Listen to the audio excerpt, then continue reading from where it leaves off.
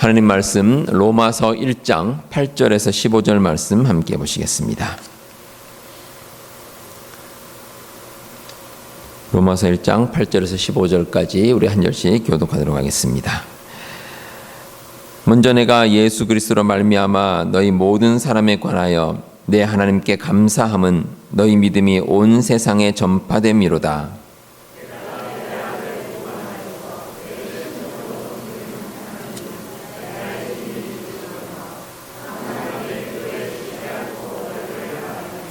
어떻게 하든지 이제 하나님의 뜻 안에서 너희에게로 나아갈 좋은 길 얻기를 구하노라.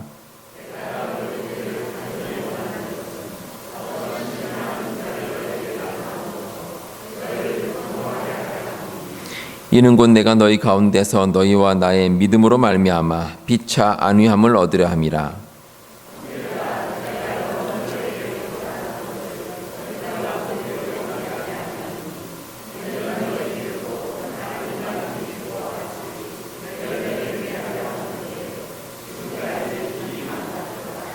헬라인이나 야만인이나 지혜 있는 자나 어리석은 자에게 다 내가 빚진 자라.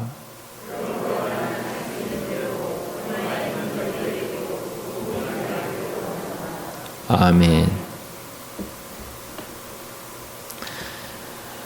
이번에 여름 단기 선교팀이 이제 금요일 날 출발하게 됩니다. 한 8일 정도 이제 선교지에 머물면서 여러 사역을 감당을 하게 됩니다. 이번 여름 단기 선교를 위해서 선교팀이 참 많이 준비를 하고 있습니다. 주중에도 여러 차례 모여서 함께 오랜 시간 훈련을 하고 있습니다. 제가 옆에서 보니까 아주 다양한 훈련을 많이 하고 있습니다. 우리 선교팀을 이끄는 조인 전도사님과 그리고 모든 중고등 학생들이 참 대단하다, 대견하다 이런 생각이 듭니다. 지금도 세계 곳곳에는 하나님의 말씀을 들고 선교 사역을 감당하시는 분들이 많이 계십니다.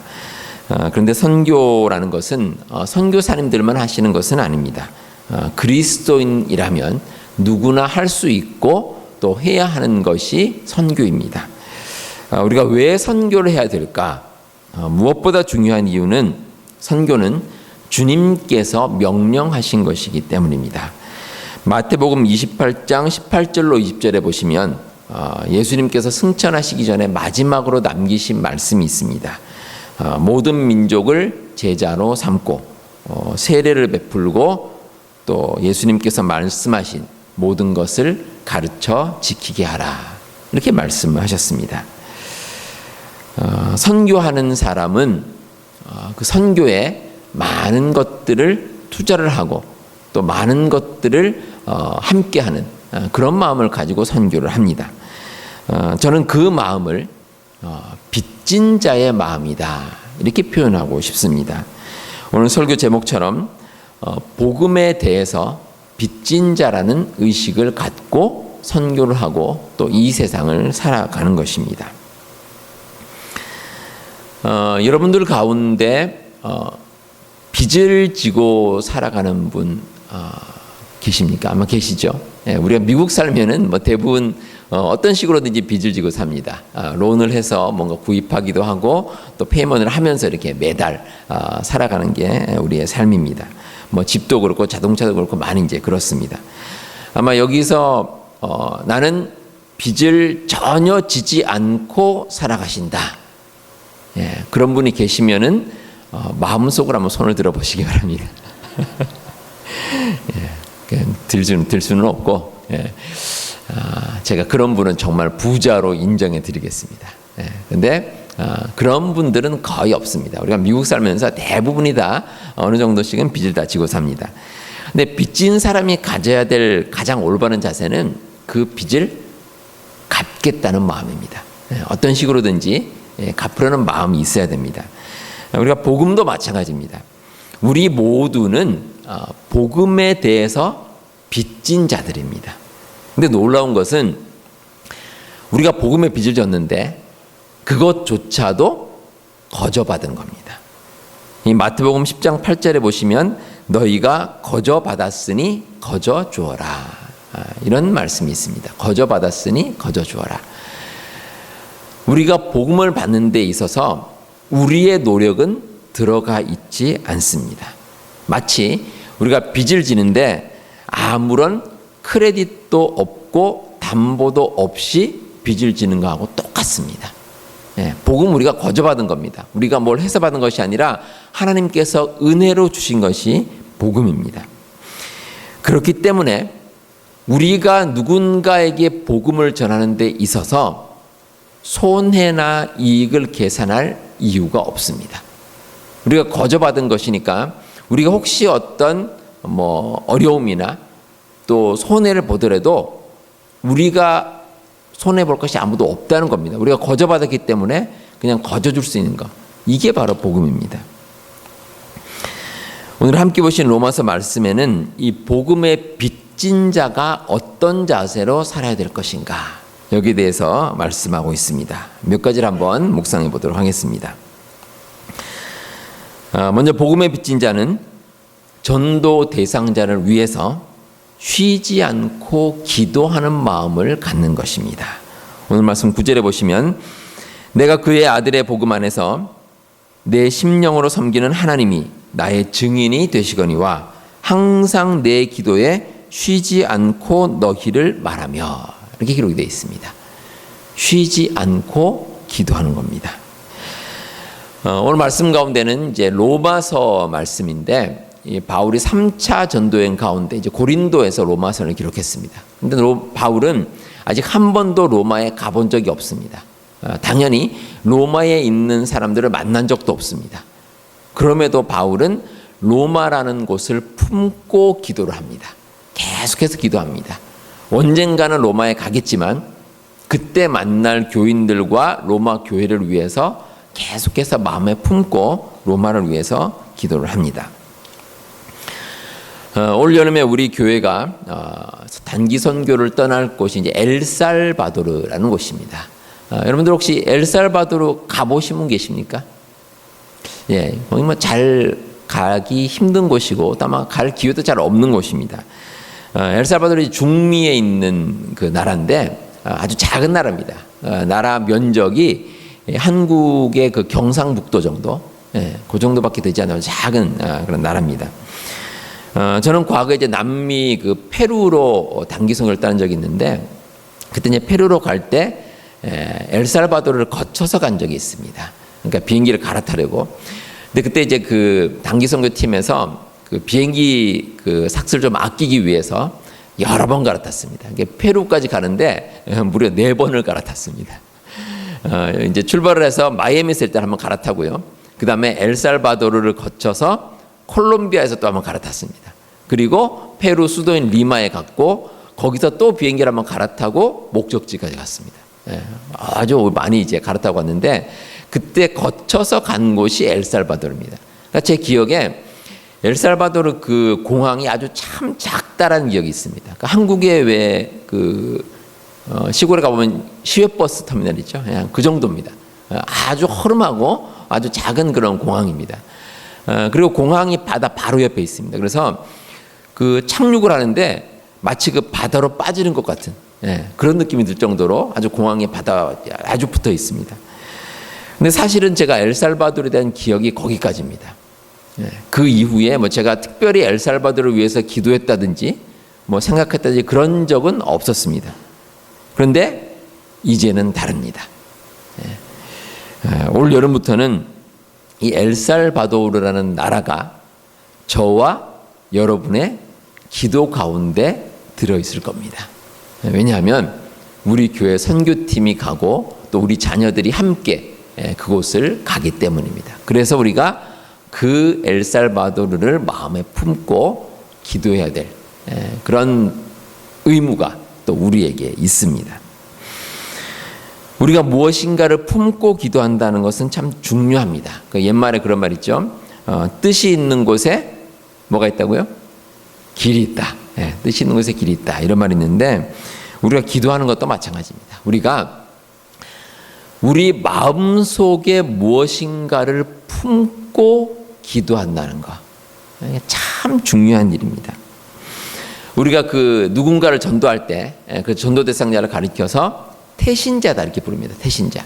마치 그 임산부가 태아를 임신한 것과 같이 우리가 전도 대상 아직 태어나지는 않았지만 그래도 그 전도 대상자를 위해서 정성을 들이고 기도하는 그런 마음이 우리에게 있습니다. 이 엘살바도르라는 곳은 원래 이름이 스페인어로 구세주라는 뜻입니다. 구세주. 참 거룩한 이름입니다. 그리고 수도가 이제 산살바도르인데 그 산살바도르는 뜻이 거룩한 구세주 이런 뜻입니다. 근데 그 나라가 사실 그 뭐 믿는 사람이 많이 있기도 하지만 아직까지 믿지 않는 사람들이 많이 있습니다. 그래서 우리의 도움이 필요하고 또 우리의 기도가 필요한 나라이기도 합니다. 우리가 기도해야 될 또 하나의 이유가 있습니다. 그 이유는 사탄의 방해 때문입니다. 사탄의 방해. 단기 선교를 떠나보면 사탄의 방해가 참 많습니다. 왜냐하면 사탄이 당연히 복음 전하는 것을 싫어하기 때문입니다. 그래서 한시도 방심하지 말고 기도하는 것이 필요합니다. 우리가 그 선교지로 떠나는 모든 차편을 위해서 또 건강을 위해서 또 모든 사역과 모든 안전을 위해서 여러분들의 계속된 기도가 반드시 필요합니다. 제가 남미로 선교를 갔다 왔을 때 선교를 떠난 그곳이 이제 고산지대였습니다. 참 높습니다. 남미에 보면 이제 고산지대가 많은데 상당히 높은 곳이었습니다. 근데 고산지대로 가다 보면 생길 수 있는 병이 이제 고산병이 있습니다. 높은 지대로는 고산병이 있는데 고산병을 예방하기 위해서 그 약을 먹습니다.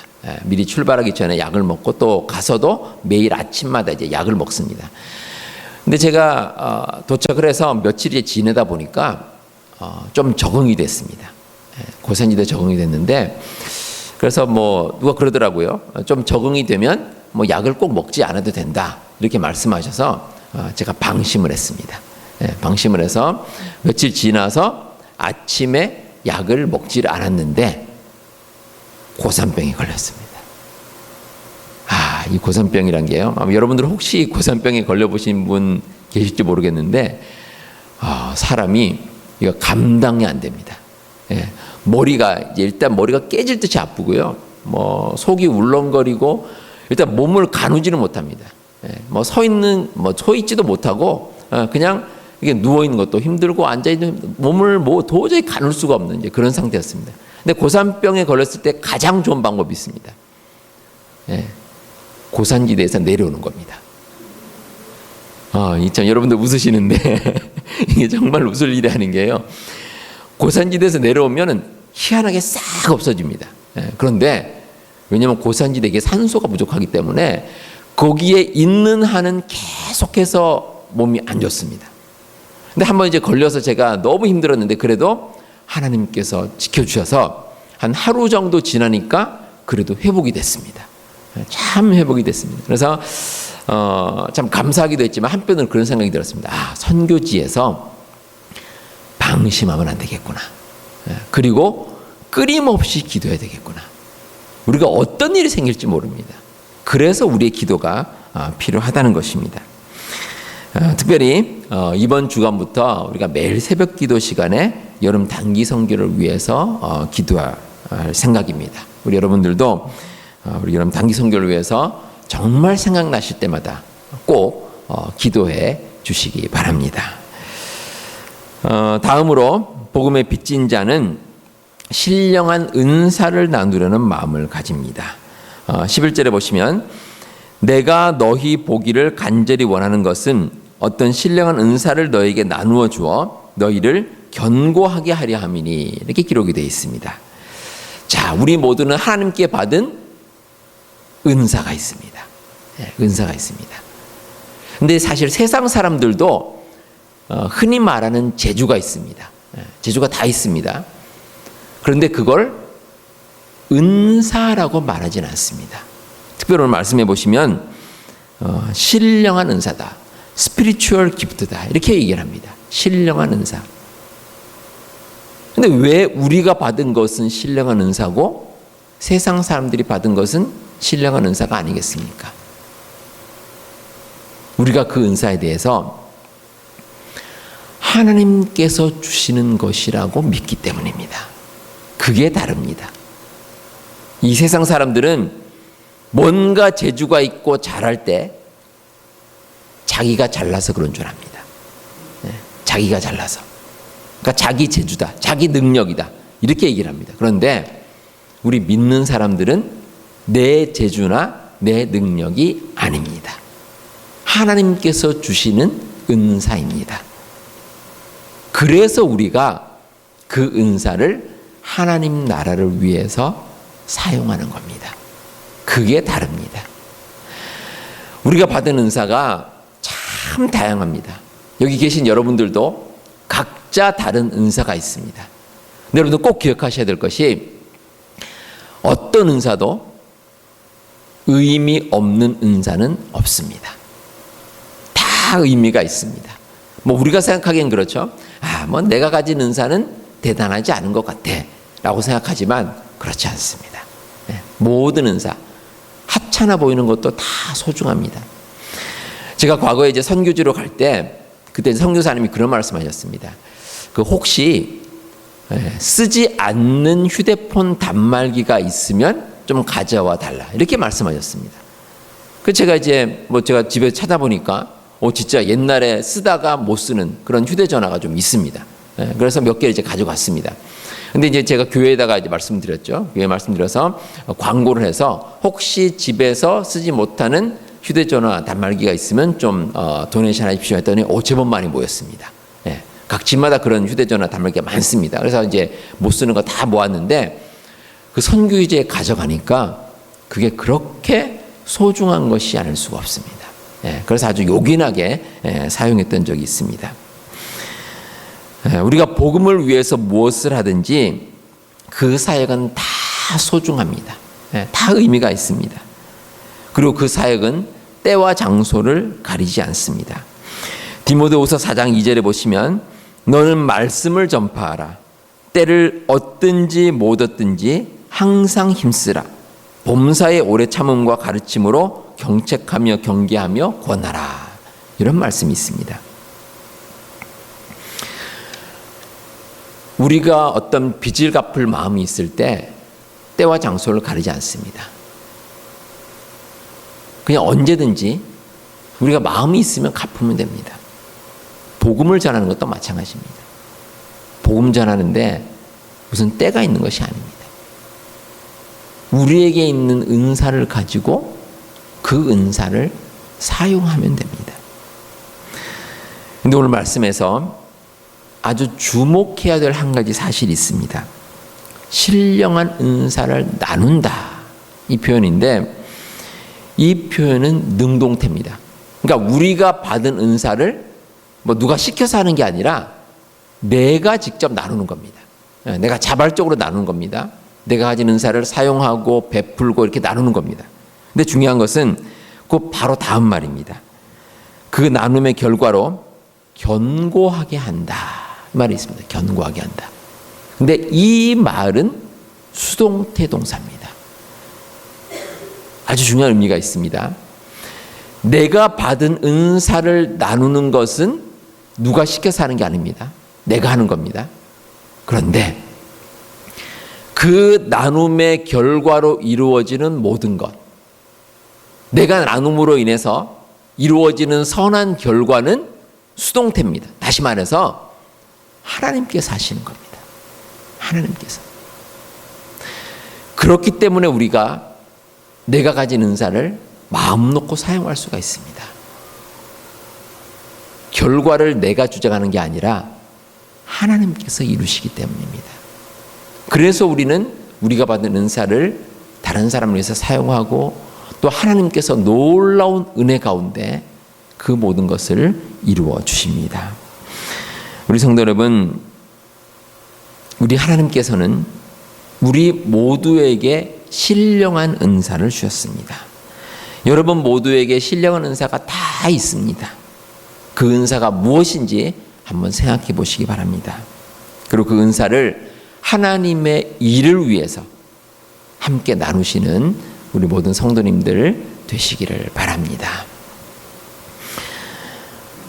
마지막으로 복음의 빚진 자가 가져야 될 마음은 서로 기쁨을 누리는 마음입니다. 오늘 12절에 보시면 이는 곧 내가 너희 가운데서 너희와 나의 믿음으로 말미암아 피차 안위함을 얻으려 함이라. 이렇게 기록이 되어 있습니다. 자, 여러분, 우리가 복음을 전합니다. 자, 복음을 전하면 누구에게 이익이 되겠습니까? 나에게 이익입니까? 그 복음을 듣는 사람에게 이익입니까? 정답은 둘 다. 네, 둘 다 이익입니다. 바울은 이 로마 교회 교인들에게 이야기합니다.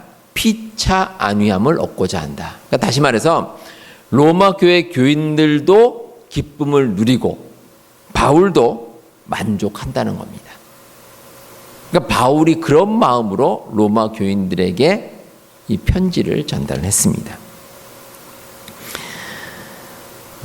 과거 제가 한번 여러분께 소개해드린 적이 있는데 그 펜실베니아 대학교에서 협상을 가르치는 유명한 교수가 있습니다. 스튜어트 다이아몬드라는 교수인데 이분이 이제 협상에 대해서 이제 여러 이제 책을 썼고 또 강의도 아주 유명합니다. 근데 이 제가 그 보통 협상 그러면 우리가 생각하는 게 누군가와 협상을 할 때 내가 이익을 얻기 위해서 이렇게 생각하기 쉬운데 근데 그 책에 보면 협상의 궁극적인 목적은 서로가 만족에 이르는 것이다. 이렇게 이제 기록이 되어 있습니다. 상대방도 만족하는 겁니다. 그러니까 나도 만족하고 상대방도 만족하고. 예. 그게 이제 중요하다는 거죠. 우리가 복음의 빚진 자로서 누군가에게 복음을 전합니다. 그런데 그때 유익이 되는 것이 누구인가? 나도 유익이고 복음을 듣는 사람도 유익입니다. 그러니까 뭐 흔히 말하죠. 윈윈이라 그러죠. 예. 서로에게 이익이 되는 것. 이게 바로 복음입니다. 단기 선교를 자주 떠나시는 분들은 이런 말씀을 하십니다. 선교는 중독입니다. 이렇게 말씀들을 하십니다. 보통 이제 중독 그러면 좋지 않은 쪽으로 생각하기 쉬운데 이 선교는 선한 중독입니다. 왜 그러냐면 선교 이게 단기 선교를 떠나고 선교를 하다 보면 어려움이 참 많습니다. 다 그렇죠. 우리가 미국 땅에 사는 건 참 편안하게 살 수 있는데 선교를 떠나 선교지를 가보면 다 열악합니다. 뭐 물도 제대로 나오지 않고 먹는 것도 부실하고 또 잠자리도 그렇고 참 어렵습니다. 그런데 선교를 다녀오신 분들은 또 한 번 가기를 원합니다. 자꾸 가기를 합니다. 정말 중독된 사람처럼 자꾸 그럽니다. 왜 그렇겠습니까? 그 마음에 기쁨이 있기 때문입니다. 우리가 복음을 전하게 될 때 힘든 일도 많습니다. 그런데 복음을 듣는 사람뿐 아니라 우리에게도 기쁨이 넘칩니다. 그래서 좋은 겁니다. 우리 성도 여러분, 우리 모두는 복음을 먼저 받았고 복음을 먼저 믿게 되었습니다. 한마디로 말하면 복음의 빚진 자입니다. 정말 복음의 빚진 자로서 우리가 가져야 할 마음이 있습니다. 기도하는 마음 가져야 하고 신령한 은사를 나누는 마음 그리고 서로에게 유익이 된다는 마음을 가져야 할 것입니다. 이번 주 금요일에 이제 우리 단기 선교팀이 출발을 합니다. 우리 여러분들의 기도와 또 관심과 후원이 그들에게 꼭 필요합니다. 우리 단기 선교 모든 과정 가운데 하나님께서 반드시 함께하여 주실 줄로 믿습니다. 그런데 그 믿음 가지시고 이번 단기 선교가 정말 하나님의 은혜 가운데 풍성한 열매를 맺기를 주님의 이름으로 축복합니다. 기도하겠습니다.